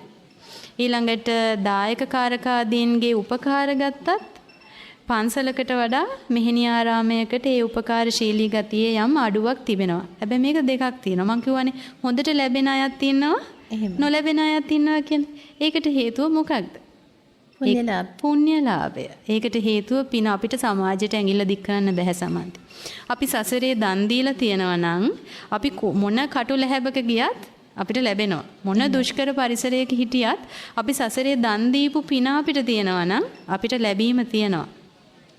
සසරේ අපි දන් දීලා නැත්නම් නගරයක් මැද්දේ හිටියත් කාටවත් අපිට පාත්‍රයට දෙයක් දෙන්න හිතෙන්නේ නැහැ. අපිට කුටියක් හදලා දෙන්න හිතෙන්නේ නැහැ. අපිට බෙහෙතක් හේතක් අරන් දෙන්න හිතෙන්නේ නැහැ. ඒක සමාජයේ වැරැද්දම කියලා අපිට ඇඟිලි දික් කරන්න බෑ. අපි සසරේ රැස් කරගත්ත පින පව මත තමයි අපිට මේ ලැබීම් නොලැබීම්, නිന്ദා ප්‍රශංසා, සැප දුක, ලාභ අලාභ මේ අටලෝ දහම අපි කරා පැමිණෙන්නේ අපි සසරේ රැස් කරගත්ත පින පව මත තමයි. එහෙමයි. අෂ්ටකර ධර්ම ජීවිතේ අටලෝ දහම අපේ ජීවිතය තුළ කොයිතරම් අපව රැගෙන යනවාද තවත් ස්ථානයකට. ඔබ විශ්වාස කරන්න ඔබේ ජීවිතයටත් මේ සියල්ලක්ම ලැබෙනවා. දුක්ඛ සතුට නේද අපේ මෙහෙණින් වහන්සේ. කීර්තිය ප්‍රශංසාව අර කියනවා වගේම ඔබ වහන්සේ සඳහන් කළානේ මොන කටු ලැහැබක හිටියත් ඔබ පුණ්‍යවන්ත නම් ඔබට අවශ්‍ය මඟ සැලසෙනවම තමයි ඔබේ ගමන යන්නට. හොඳයි අපි කතා බහ කරමු තවත් සුවිශේෂී කාරණාවක් සමගින් අද දවසේදී පින්වත් උත්තරා මෙහෙණින් වහන්සේ සමග. ජයෝ මුනින්දස්ස සුබෝධිමූලේ අහෝසි මාරස්ස පරාජයෝහි උග්ඝෝසයුන් දේවගනා පසන්නා ඒතේන සච්චේන ජයස්සු මයිහං. බෝධිමූලේදී මුනින්ද්‍රයන්න් වහන්සේ ජය ලැබූසේක. පවිටු මාරයාට පරාජයම අත්විය. මෙය දැක දේව සමූහයා සාදුකාර දුන්හ. මේ සත්‍යානුභාවයෙන් මට ජයක්ම වේවා. ඔබ නිරන්තරයෙන්ම ප්‍රාර්ථනා කරනවා බෝරදුන් අභියසට ගොස්. ඉතින් අද දවසේදී අපි රැඳී සිටින්නේ උතුම් ජයශ්‍රී මහා විජයශ්‍රී මහා බෝධීන් වහන්සේ අභියස. උන්වහන්සේ වැඩ සිටින පරිශ්‍රයේ අප සිටින්නේ වැලිමළුවේ. බෞද්ධයන්ගේ මුදුන් මල්කඩ ජයශ්‍රී මහා බෝධීන් වහන්සේ මේ ලක්දිවට වැඩම වූයේ සංඝමිත්තා මහරහතන් වහන්සේ. සංඝමිත්තා මහරහතන් වහන්සේගේ මේ පරම්පරාවෙන් පැවතෙන පින්වත් උත්තරා මෙහෙණින් වහන්සේ සමගින් අප සාකච්ඡා කරන්නට කැමැති. භික්ෂුණී ශාසනය ආරම්භයත් සමගම බ්‍රාහ්මණ ජෛන ආදී ආගම්වල මිත්‍යා මත වලින් බැඳලා දාපු කාන්තාවට නිසි ගෞරවය හිමි වුණා. නමුත් පින්වත් උත්තරා මෙහෙණින් වහන්සේ ඒ එකල නමුත් මෙකල මේ වර්තමානයත් සමග අපි හිතනවා සමාජයේ වෙනස් වීමකට ලක් වෙලා තියෙනවා. කාන්තාවට නිසි ගෞරවය ලැබිලා තියෙනවා. නමුත් පින්වත් මෙහෙණින් වහන්සේ නමක් හැටියට ඔබ වහන්සේගේ ජීවිතයට එය කෙබඳු බලපෑමක් ඇති කළාද? සනරාමර සෙවණින් අපි කැමති ඒ පිළිබඳවත් මෙලෙසින් විමසන්නට. සනරාමර සෙවණින් අද දවසේදී අප සාකච්ඡා කරන්නේ පින්වත් මහනුවර උත්තරා මෙහෙණින් වහන්සේ සමගින්. මෙහෙණින් වහන්සේ දැන් ඔබ වහන්සේ දිහා ඕනෑම කෙනෙකුට ඔබ වහන්සේ දිහා බැලුවම ඔබ වහන්සේ තාමත්ම සමාවෙන්න මම මේ කියනවට හරිම පින්වන්ත පාටයි. හරිම පින් පාටයි කියලා අපි කියනවා. මම හිතනවා මගේත් භාගයක් ඔබ වහන්සේ සමග සනරාමර සෙවණ මෙලෙසින් සිදු කරන්නට ලැබීම. ඔබ වහන්සේ දුටු පමණින් කෙනෙකුට හිතෙනවා අනේ මටත් මේ වගේ පින්වත් මෙහෙණින් වහන්සේ නමක් වන්නට පුළුවන්කම තිබුණා නම් කියලා. ඒ වගේම අපි දන්නවා මේ සමාජය තුළ කාන්තාවකට සිදුවන හිරිහැර පීඩාවන් සමහර අය කියනවා මේ ඇඳුම පැනඳුම නිසා කෙනෙකුට තමන්ගේ ජීවිතේ යම් ප්‍රශ්න ඇති වෙනවා කියලා. ඒ විතරක් නෙමෙයි තමන්ගේ ජීවිතයේ නිසි අධ්‍යාපනය ඊළඟට සමාජය පිළිබඳව තියෙන අවබෝධය අඩු වුණාම මේ සංස්කෘතිය පිළිබඳව තියෙන වැටහීම යම් යම් විටක මේ අලුත් තාක්ෂණයත් එක්ක වෙනස් වුණාම මේ වගේ දේවල් නිසාදෝ මන්දා සමාජයේ කාන්තාවට ගැහැණියට නැත්නම් අපේ සහෝදරියට අපේ නංගිට දුවට යම් යම් පීඩාවන් පුංචි කාලේ ඉඳලම ඇතිවන්නට පුළුවන්. දැන් මෙහෙම තත්ත්වයක් ආවට පස්සේ කෙනෙකුට හිතෙන්න පුළුවන් මට මගේ ජීවිතේ කලකිරිලා මට හැමදේම නැති වුණා. මං බලාපොරොත්තු වෙච්ච දේවල් අවසන් වුණා. මට හිතෙනවා මෙහි නිසසනට ඇතුල් වෙන්නට ඕනේ කියලා. ඒ කලකිරීම කෙනෙක්ගේ ජීවිතයේ මේ පැවිදි ජීවිතයට එළඹීමට යම් පෙළඹවීමක් ඇති කරනවා. නමුත් ඔබ වහන්සේගේ අදහස කුමක්ද මේ පිළිබඳව? ඔව් සමන්ති. ඇත්තටම අවබෝධයෙන් ශාසනයට පැමිණෙනවා කියලා කියන්නේ එයා කලකිරෙන්න ඕනි පෞද්ගලිකව තමන්ගේ ජීවිතයේ අවුරුදු 18 20 25ට තමන්ගේ ජීවිතයට පැමිණෙන කරදර කම්කටොළු වලට වඩා කලකිරීම ඇති කරගන්න ඕනි සසරට. මොකද අපි මොන දුක් පීඩාව ආවත් සමන්ති අපි දැන් ඉන්නේ මනුෂ්‍ය ලෝකෙනේ. එතකොට බුදුදහම විශ්වාස කරන අපේ බෞද්ධ ජනතාව දන්නවා අපිට පරලොවක් තියෙනවා. ඒ කියන්නේ අපි මැරුණට පස්සේ අපි නැවත උපදිනවා. අපිට නැවත උපදින්න තැන් ගොඩාක් තියෙනවා. ඒ ගොඩාක් තැන් දෙකකට බෙදුවාම සුගතිය දුගතිය කියලා ප්‍රධාන කොටස් දෙකකට බෙදන්න පුළුවන්. සුගතිය කියලා කියන්නේ දෙව්ලොව සහ මනුලොව. දුගතිය කියලා කියන්නේ නිරය, තිරිසන් ලෝකය, പ്രേත ලෝක, අමනුෂ්‍ය ලෝක. සතර අපාය කියලා කියන්නේ. ඒතර අපි කලකිරෙන්න ඕනි සමන්ති මේ ජීවිතයේ ලැබෙන මේ පොඩි අත්දැකීම් ටිකට වඩා අපි හිතන්න ඕනි මොන දුක් ගැහැට වින්දත් අපි දැන් ඉන්නේ මනුස්ස ලෝකෙනේ. එහෙනම් අපිට මනුස්ස ලෝකෙටත් වඩා මහා දුක් තියෙන ලෝක තියෙනවා. එහෙනම් අපි මේ ලැබිච්ච අවස්ථාව ධර්මයේ හැසිරෙන්නට, කුසල් වඩන්නට, ධර්ම මාර්ගයේ ගමන් කරන්නට මේ ලැබිච්ච අවස්ථාව අපි අහිමි කරගත්තොත් යුතුයකම් වගකීම් නිසා හෝ වේවා, Tamanට තිබෙන ප්‍රශ්න නිසා හෝ වේවා, ධර්මයේ හැසිරෙන තිබෙන අවස්ථාව අපි අහිමි කරගත්තොත් අපි වැටෙන්නේ මරණින් මත්තේ අපි වැටෙන්නේ මීටත් වඩා මහා දුක් අන්දරාවකට. හරියට අර කබලෙන් ලිබට වැටුණා වගේ. ඒ නිසා ඇත්තරම අපි කලකිරෙන්න ඕනි මේ ජීවිතයේ මේ දුක් පීඩාවන්ට නොවේ. අපි සසරේ නැවත නැවත ඉපද මෙරි මෙරි මේ සසරේ යන්න වුණොත් අපිට නිරේ උපදින එකටයි අපි බය වෙන්න ඕනි. പ്രേත ලෝකයේ උපදින එකටයි අපි බය වෙන්න ඕනි. තිරිසන් ලෝකයේ අමනුෂ්‍ය ලෝකවල උපදින එකටයි අපි බය වෙන්න ඕනි. ඊළඟට මේ ජීවිතයේ යම් කිසි විදිහකට යම් සැපයක් අපිට තිබෙනවා. නමුත් සමහර මනුෂ්‍ය උප්පත්තීන් තිබෙනවා අවයවවල අඩුපාඩු සහිතව, මන්ද බුද්ධිකව, අංග විකලව, ඇස් පේන්නේ, කන් ඇහෙන්නේ, මේ වගේ ශාරීරික ආබාධ, මානසික ආබාධ සහිතව, ඊළඟට වචනෙන් කියන්නට බැරි තරම් දුගී දුප්පත් වීදි දරුවෝ හැටියට මේ වගේ මේ මනුස්ස ලෝකේ පවා මහා දුක්ඛිත උප්පත්තිත් තියෙනවා. ඉපදුනත් යම් රෝග තත්වයන් උපන් මොහොතේ පටන් සමහරට රෝගත් එක්ක ඉන්න වෙනවා. ඔය වගේ උප්පත්තිය කියලා කියන්නේම උපත කියලා කියන්නේම දුකේ උපත. අපි කලකිරෙන්න ඕනි සමන්ති ඔන්න ඔතෙන්ද. ඉපදෙන්න සිද්ධ වෙනවා. ඉපදීම දුකක්. ලෙඩ වෙන්න සිද්ධ වෙනවා. ලෙඩවීම දුකක්. වයසට යන්න සිද්ධ වෙනවා. දැන් ඔයා කැමතිද වයසට යන්න? කැමති නෑ නේ? කැමති නෑ. නමුත් වයසට යනවානේ. නමුත් ඒක දුකක්. මරණයටපත් වෙන්න සිද්ධ වෙනවා. ඒක දුකක්. තමන් ආදරය කරන ප්‍රියමනාප පුද්ගලයන්ගෙන්, ප්‍රියමනාප වස්තුන්ගෙන් තමන්ට වෙන් වෙන්න සිද්ධ වෙනවා. ප්‍රියයන්ගෙන් වෙන්වීම දුකක්. තමන් අකමැති අයත් එක්ක සමහරට ජීවිත කාලෙම අකමැත්තෙන් හැඬු කඳුලින් ගත කරන්න සිද්ධ වෙනවා. දුකක්.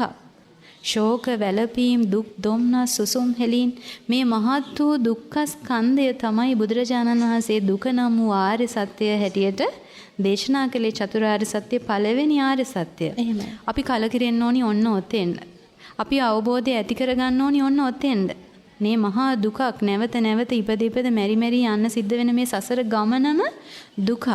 එහෙනම් ඒ දුකෙන් නිදහස් වෙන්න කෙනෙකුට සංසාර පුරුද්ද නිසා සසරේ කලින් ජීවිතවල පැවිදි වෙලා තියෙනවනම් මේ ජීවිතයේ ගිහි කෙනෙක් හැටියට අවුරුදු 15ක් 20ක් 25ක් ගත කරත් අර සංසාර පුරුද්දට එයා මොකද කරන්නේ? එයාට ලොකු ප්‍රශ්න නැති වෙන්න පුළුවන් ගිහි ජීවිතේ. හැබැයි අර සසර පුරුද්දට ධර්මයේ පුරුදු කරපු ඒ දෙයට එයා ප්‍රශ්න නැති වුණත් ශාසනයට පැමිණෙනවා. එහෙම ඉන්නවා. එයාට හොඳට සල්ලි තියෙනවා. ලස්සන රූපයක් තියෙනවා. හොඳ අධ්‍යාපනයක් ලැබලා තියෙනවා. Tamanට ආදරය කරන්න හොඳ දෙමව්පියෝ, සහෝදර පිරිසක්, ඥාති පිරිසක් ඉන්නවා.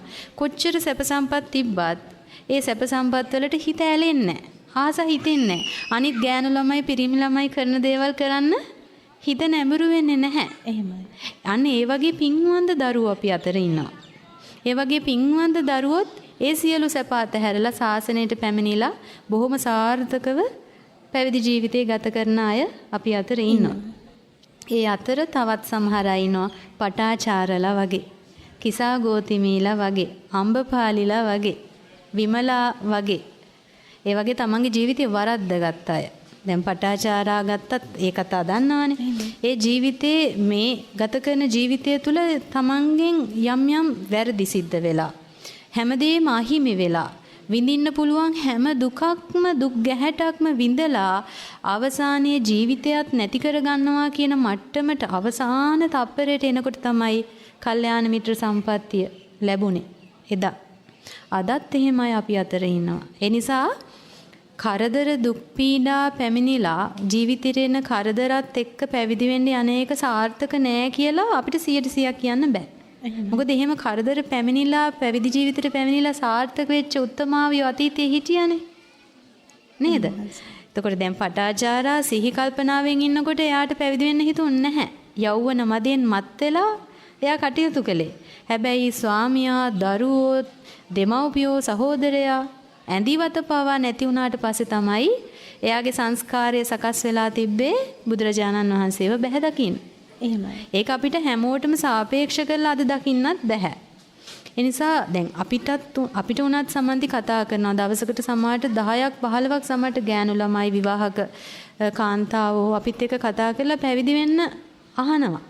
ප්‍රශ්න ගොඩවල්. සමහරට තරුණ ගෑනු ළමෙක් නම් යාළු වෙලා ඉන්න පිරිමි ළමයාගේ මොකක් හරි ප්‍රශ්නයක් නිසා. මොකක් හරි ඒතොර ෂණිකව ඇති වෙන කලකිරීම. හැබැයි තව සතියකින් කතා කරනකොට එයාට ඒ කලකිරීම ඉවරයි. එහෙම එකක් තියෙන. ඒතකොට හිතන්නකෝ මේ ෂණික කලකිරීමට යා සාසනයට එනවා කියලා. හැබැයි යාට අර ෂණිකව ඇතිවන කලකිරීම අවබෝධයෙන් නැති උනේ නැති නිසා සාසනය තුල හිතලවා වාසය කරන්න හිතෙන්නේ අතහැරපු කාමයට ආපහු යන්න හිතෙනවා. ඇයි අවබෝධයෙන් නෙමෙයි කාමයේ අතහැරලා තියෙන්නේ. අන්න ඒ වගේ පැවිදි ජීවිත අසාර්ථක වෙනවා සමන්ති. ඒ නිසා වර්තමානයේ විශේෂයෙන්ම ඔයා කිව්වා වගේ අර සමාජ මාධ්‍යත් එක්ක ඉන්නේ. ඊළඟට සමාජයට කාන්තාව කියන චරිතය ගොඩාක් විවෘත වෙලා ඉන්නේ. දැන් බුද්ධ දේශනාවෙම තියෙනවා වැසුන විට බබලන දේවල් අතර එකක් තමයි කාන්තාව. බුද්ධ දේශනේ බුදුරජාණන් වහන්සේ එක්තරා තැනක දේශනා කරනවා වැසුන විට බබලන දේවල් 4ක් තියෙනවා. ඒ 4න් එකක් කියලා මම අනිත් ඒවා කියන්නේ අපිට අදාළ එක විතරක් කියන්නම්. කාන්තාව. කාන්තාව බබලන්නේ වැසුන විටයි.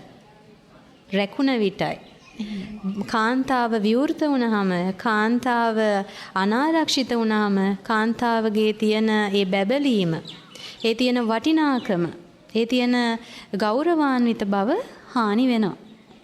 ඒක මම හිතනවා මට වඩා ඔයාලනේ සමාජයේ ඉන්නේ. ඒතර කාන්තාවට ඔය කියන දුක්ගැහැට සමාජයෙන් එක එක අතවරයන් නොයේකුත් දේවල් එන්න සමහර විට කාන්තාවගේම තියෙන දුර්වලතා බලපානවා සමහරවිට. අපි දැනගන්න ඕනේ අපේ සීමාව. එහෙමයි. නේ?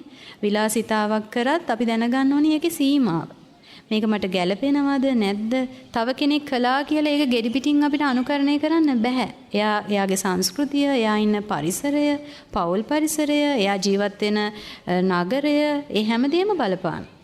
අනවශ්‍ය තැනක අනවශ්‍ය විදිහට තමන්ගේ ශරීරය හෝ වේවා විවෘත වෙන්නට ගියාම කරදරකම් කටළු ආවට පස්සේ අපිට සමාජයට අත දික් කරලා අපිට මේක විසඳන්න බෑ.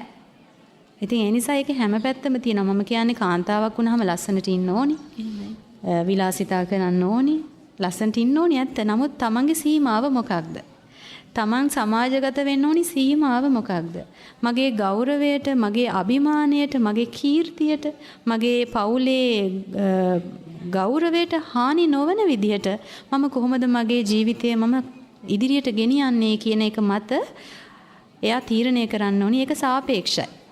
එකනාට වෙනස් ඒක. ඉතින් ඒ නිසා මම හිතන්නේ වර්තමානයේ පැවිද්දකට පැමිණෙන්නට කැමැත්තෙන් ඉන්න තරුණ දුවෙක් වෙන්න පුළුවන්. එහෙමත් නැත්නම් මැදි වයස කෙනෙක් වෙන්න පුළුවන්. සහෝදරියක් වෙන්න පුළුවන්. ඔව් ඒ වගේ වෙන්න පුළුවන්. විවාහක කෙනෙක් වෙන්නත් පුළුවන්. දැන් ඊයේ මට එක වෛද්‍යතුමියක් මුණ ගැහුණා. ඒ ලේඩි ડોක්ටර් කෙනෙක්. එයා මං හිතන්නේ සමන්ති නෝනාගේ වයස වගේ ඇත්තේ. එයා මට කිව්වා මගේ අනාගතයේ මම බලාපොරොත්තුවක් තියෙනවා පැවිදි වෙන්න. විවාහ වෙලා දරුවෝ දෙන්නෙකුත් ඉන්නවා. එයා කියනවා මං කවදා හරි පැවිදි වෙනවා. හැබැයි මෑණියන් වහන්සේ මම පැවිදි වෙන්නේ මගේ ගිහි ජීවිතේ මං සාර්ථක වුණාට පස්සේ. මටම කියලා මම ශක්තියක් ගොඩනගා ගත්තට පස්සේ. ආර්ථිකමය ශක්තියක් ගොඩනගා ගත්තට පස්සේ. ඒකට හේතුව තමයි යා හොඳ අවබෝධයෙන් දකිනවා අතීතයේ බුද්ධ කාලයේ වගේ අපි සිවුර පොරවගෙන පාත්‍රය අතට අරගෙන සමාජගත වුණාට පස්සේ අතීතයේ තිබ්බ රැකවරණය අතීතයේ දායකයන්ගෙන් ලැබෙන උපකාර වර්තමානයේ තුල ලැබෙන්නේ නැහැ. එහෙනම් අපිට ශාසනයට ඇතුල් වෙලා නිවන් මඟ වඩන්න අවශ්‍ය නම් ගිහියා දුන්නත් නැතත් ආරක්ෂාව සැපයුවත් නැතත් තමන්ගේ සිව්පසය සහ තමන්ගේ රැකවරණය ආරක්ෂාව සපුරාගෙන ඒ පැවිද්දට යනකොට ඒ පැවිද්ද සාර්ථකයි කියලා ඇය තීරණය කරා. මම ඒක අනුමෝදන් වුණා. මම කිව්වා හරි. මොකද අපිට බුද්ධ කාලයේත් එක්ක දැන් කම්පෙයා කරන්න බෑ, සසඳන්න බෑ.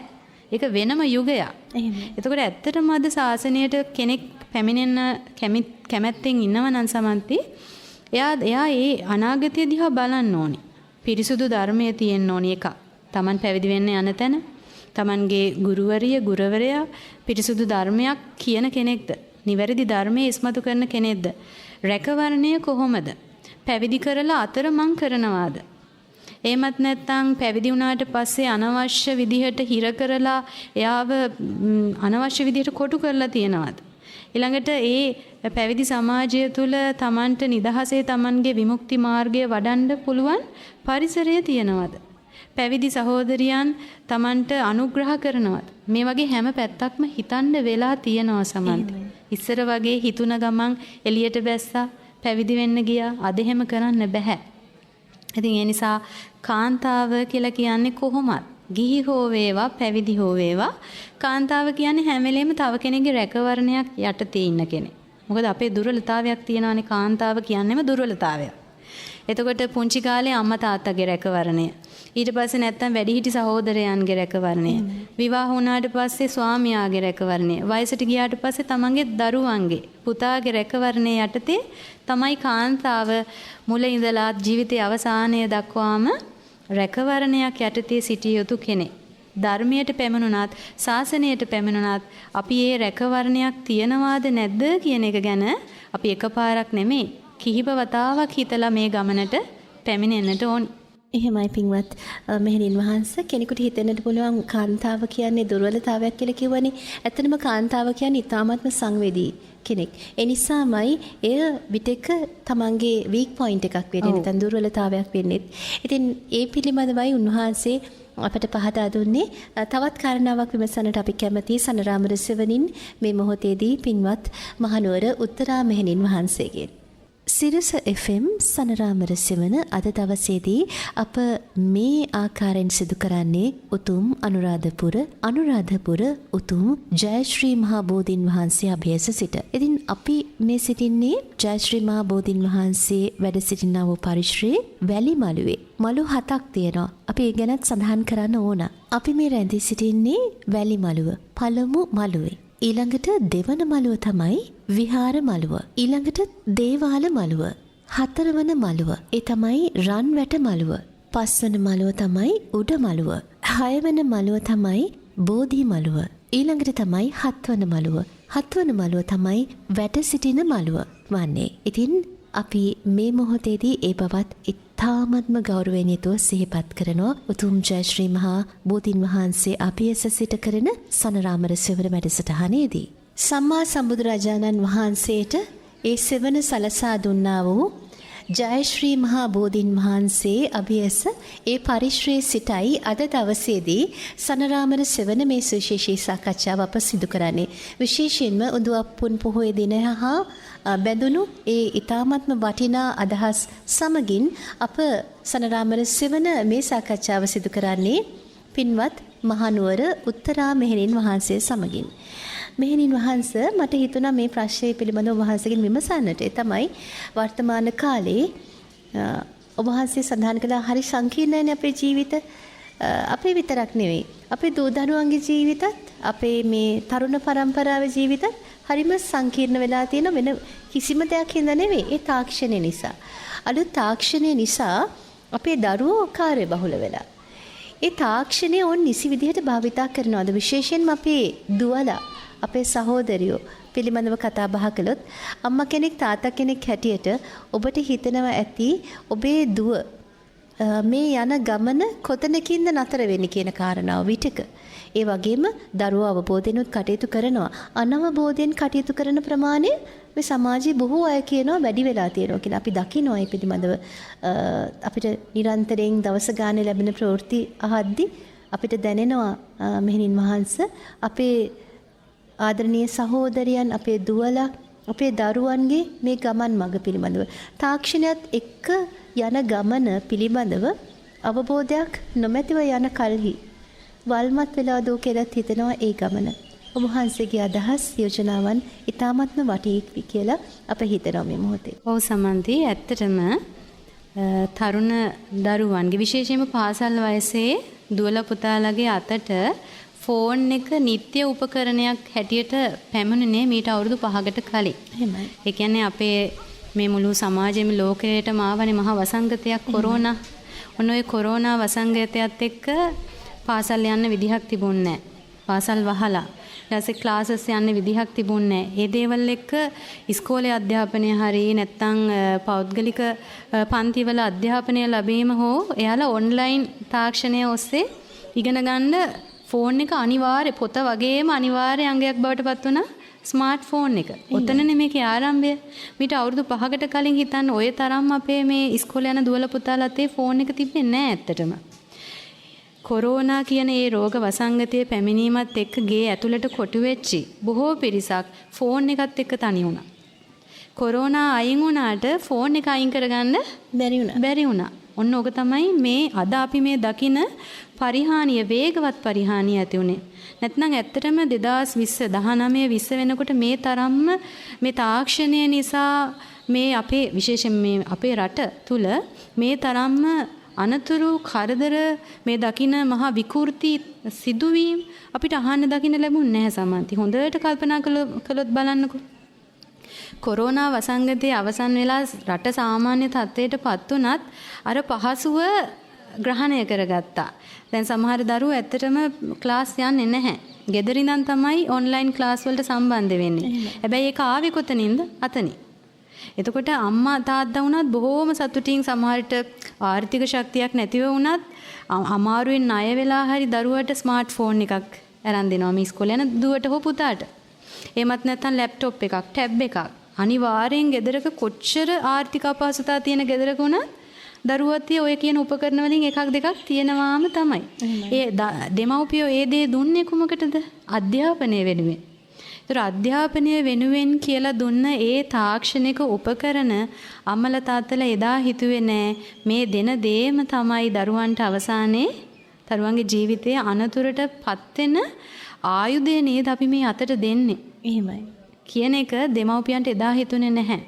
දෙමව්පියෝ හරි අහිංසක සතුටක් ලබනවා තමන්ගේ දුව පුතා තමන්ට වඩා තාක්ෂණයෙන් තමන්ගේ ෆෝන් එක වෙන්න පුළුවන් ලැප්ටොප් එක වෙන්න පුළුවන් ඉතා වේගෙන් මේක හසුරුවමින් මේ නව තාක්ෂණයත් එක්ක ඉදිරියට යනවා දිහා බලාගෙන අම්මා තාත්තා පිටිපස්සට වෙලා සතුටු වෙනවා. අපි ගත්තේ නැති අත්දැකීම අපිට නැති දැනුම අපේ දරුවන්ට තියනවා නේද කියලා අහිංසක සතුටක් දෙමව්පියෝ විඳිනවා. නමුත් දෙමව්පියෝ දන්නේ නැහැ දෙමව්පියන්ට මේ ගැන අවබෝධයක් දැනුමක් නැති නිසා නව පරපුරට තරම් මේක අස්සෙන් රිංගලා දරුවෝ තමන්ගේ ජීවිතය විනාශ කරගන්න හැටි පිළිබඳව දෙමව්පියන්ට අත්දැකීමක් නැහැ සමන්ති. ගොඩක් විට ගෙදර කාමරයට වෙලා දොර වහගෙන දුව පුතාගේ කාමරය ඇතුලේ මොනවා කරනවද කියන එක අම්මා දන්නේ නැහැ තාත්තා දන්නේ නැහැ. අම්මා තාත්තා හිතන්නේ ඔන්ලයින් ක්ලාස් එකේ මේ ඉන්නේ. නැත්තම් තමන්ගේ විෂය කාරණා හොයමින් ෆෝන් එකත් එක්ක මගේ දුව පුතා ඉන්නේ. හැබැයි අම්මා තාත්තා අහිංසක වැඩි මේ සමාජෙට. අම්මටයි තාත්තටයි තේරෙන්නේ නැහැ දරුවා මේක අස්සෙන් තමන්ගේ ජීවිතේ විනාශය කරා යනවා නේද කියන එක. ඉතින් ඒ නිසා සමන්ති මේ විශ්ව ගම්මානය කියන දේත් එක්ක රටවල් මිනිස්සුත් එක්ක Taman නොදැකපු මිනිස්සුත් එක්ක Taman ඉතා ඉක්මනින් සම්බන්ධතා ඇති කරගන්නවා. දැන් ඔය Facebook හරහා වෙන්න පුළුවන්, Instagram වෙන්න පුළුවන්, නොයෙකුත් අපි දන්නේ නැති වචන වලින් පවා දැන් තාක්ෂණික ක්‍රමවේදයන් තියෙනවා. ඊටාම ෂණිකව Taman එක්ක මේ ගනුදෙනු කරන පුද්ගලයා කළුද සුදුද, මේ මිනිසයාගේ වයස කීයද, මේ පුද්ගලයාගේ කොයි වගේ පරිසරයක්ද තියෙන්නේ, මේ පුද්ගලයා මොන වගේ ක්‍රියාකාරකම් වල යෙදෙන කෙනෙක්ද කියන එක සෙවිල්ලක් බැලිල්ලක් නැතුව ව්‍යාජ තොරතුරු හුවමාරු කරගනිමින් ෂණික සම්බන්ධතා ඇති කරගන්නවා. ඒ ෂණික සම්බන්ධතා ඇති කරගෙන විශේෂයෙන්ම දුවලට තමයි මේකේ ලොකුම අනතුර තියෙන්නේ. එහෙමයි. තමන්ගේ පිරිසුදු ජීවිතය, තමන්ගේ චරිතවත් බව, තමන්ගේ ඉදිරි සම්පූර්ණ අනාගතයම විනාශ වෙන මට්ටමට මේ තාක්ෂණය හරහා තරුණ දුවලා තමන්ගේ ජීවිතය විනාශ කරගන්නවා. එහෙමයි. එතකොට අපි ගත්තොත් ඔය බහුතරව අපි දකින සමාජයේ පොදු කතාව. ගොඩාක් අමල තාත්තලාගෙන් ඇහුවාම අපි ළඟට පවා දුක් කියාගෙන එනවා. අනේ මේ මෙහෙණින් වහන්ස අපේ දුව ෆෝන් එකට ඇබ්බැහි වෙලා. එක්ක වීඩියෝ ගේම්ස්, එක්ක Facebook, එක්ක මෙහෙම කියලා අපි ළඟට ඇවිල්ලා විස්තර කියනවා. අනවශ්‍ය පඩලැවිලි හදාගෙන. ඊට පස්සේ සමහරට ඉස්කෝල වලින් කම්ප්ලේන් ඇවිල්ලා දෙමව්පියන්ට සමහරට සමාජයට මුහුණ දෙන්න බැරි මට්ටමට ඇවිල්ලා. දැන් සමන්ති ඕක අපි ළඟට ඇවිල්ලා කිව්වා කියලා අපිට විසඳුමක් ඇත්තටම දෙන්න බෑ. මොකද ඒ අනතුරටපත් උනේ අපි නිසා නෙමෙයි. දෙමව්පියන්ගේ තිබෙන අනවබෝධය සහ දෙමව්පියෝ ෂණිකව තමන්ගේ දරුවෝ සමාජයට අතහැරලා දෙමව්පියෝ හිතුවා දරුවෝ මේක කොහොම හරි බැලන්ස් කරගෙන යයි කියලා. අනේ අතහැරීම දෙමව්පියන්ගේ අවධානයෙන් දරුවෝ අතහැරීම මත දරුවන්ට මේක තෝරා බේරගන්න මේක හොඳ, මේක නරක, මේක යහපත, මේක අයහපත, මේක කළ යුත්තේ, මේක නොකළ යුත්තේ කියලා තෝරා බේරගන්න තරම් හිත මෝරලා නැහැ චූටි වයසට. ඔය අවුරුදු අපි ගත්තොත් 12 13 ඉඳලම ওই ප්‍රශ්නේ තියෙනවා. අපි පුංචි කියලා ඉස්සර දැකපු දරුවෝ දැන් ඇත්තටම පුංචි නැහැ. අපි හිතනවා 5 වසර 6 වසර දරුවෙක් දැක්කහම අනේ පුංචි දරුවෙක් කියලා. හැබැයි අපේ කාලෙට වඩා ඒ දරුවෝ